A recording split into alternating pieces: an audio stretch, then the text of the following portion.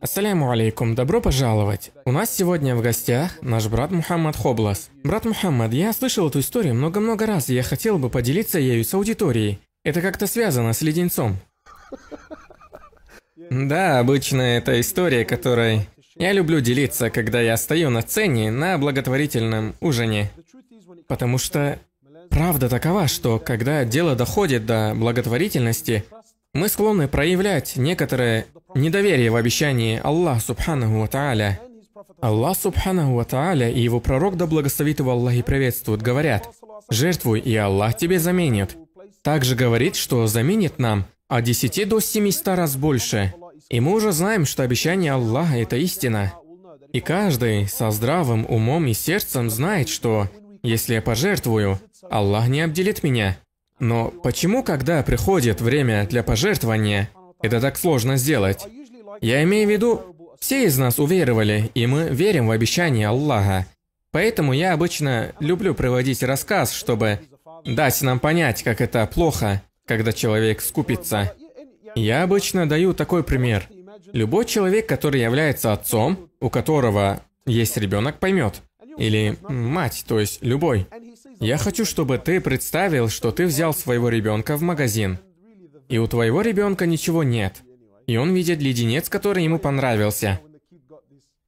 Ты покупаешь этот леденец для своего ребенка, и на самом деле цена этого леденца была для тебя абсолютно незначительной, но леденец принес радость и счастье ребенку.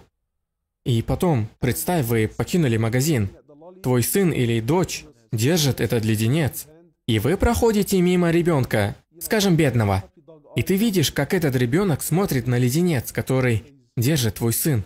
И он смотрит щенячьими глазками, как будто просит дать это ему. И как отец, как бы ты себя почувствовал?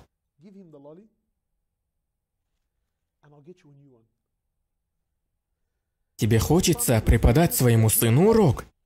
Ты говоришь ему: «Послушай, что я тебе скажу. Отдай мальчику свой леденец, и я куплю тебе новый». И твой сын, у которого несколько минут назад не было леденца, и который прекрасно знает, что ты тот, кто купил ему этот леденец. Он смотрит на тебя, и ты даешь ему слово: «Я обещаю тебе, я куплю тебе новый леденец. Отдай этот ребенку». И я хочу, чтобы ты представил, как бы ты себя чувствовал, как отец или как мать. Твой сын или дочь смотрит на леденец, потом смотрит на себя, потом смотрит на леденец, потом смотрит на бедного мальчика, и потом говорит: «Знаешь что, я не отдам этот леденец. Я оставлю леденец себе». Как бы ты себя почувствовал? Ты действительно расстроился бы. «Сынок, я тебя обещаю, отдай ему леденец, и я куплю тебе другой». Потом ты начинаешь увеличивать ему выгоду. «Отдай леденец, я куплю тебе коробку таких леденцов». А он все равно отказывается.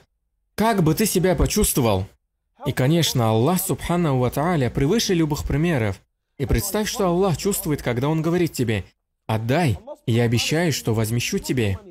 Аллах Свят Он и Велик говорит, что эти деньги на самом деле не твои.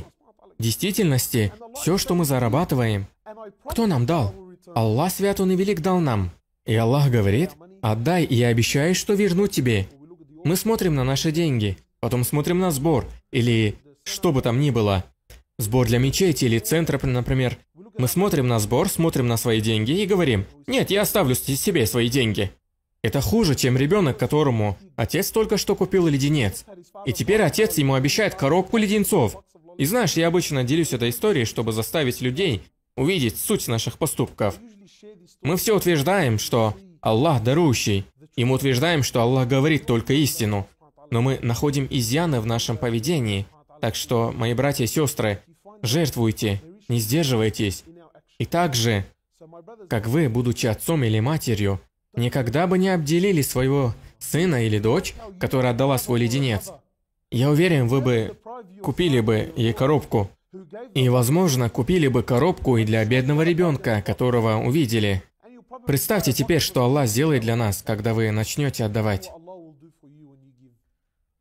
По многочисленным просьбам по воле Аллаха мы продолжаем сбор на мечеть, медресе, 30 колодцев и 1000 Коранов мечети пророка Мухаммада, мир ему и благословение. Для того, чтобы принять участие во всем этом, вам не обязательно скидывать много денег. Даже 1 рубль, внесенный вами в это дело, делится, уходит на все это. У каждого на карте есть остатки денег. Отправив эти остатки на сбор, вы обеспечиваете себе огромную награду от наищедрейшего Аллаха, при этом ничего не теряя.